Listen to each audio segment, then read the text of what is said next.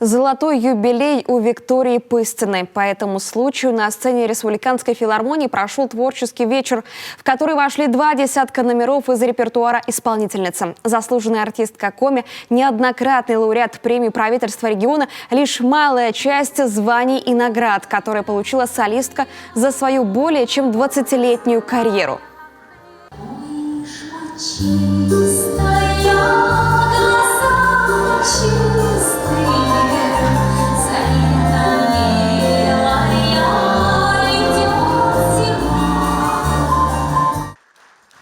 На сцене прозвучали песни, которые Виктория Пыстина не исполняла некоторое время.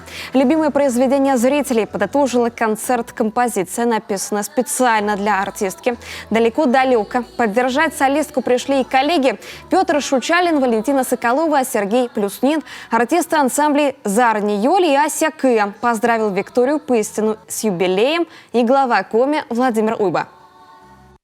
Хочу, конечно, пожелать вам, чтобы вы нас радовали как можно дольше, чтобы дарили свою любовь, потому что когда вы поете, то это чувствуется, что вы любите зрителя, которому дарите свой талант. И это возвращается обратно, потому что по-другому не бывает. Если человек отбывает номер на сцене, ну я так не знаю, но, видимо, бывает, то это обратно не идет. А здесь вот туда-сюда. В репертуаре артистки десятки, а то и сотни произведений. Среди них народное творчество, композиции русских и коми-авторов, песни советской эстрады. За время карьеры Виктория Пыстина попробовала себя и в разных сценических жанрах. А это концертные и интерактивные программы, литературно-музыкальные произведения для детей.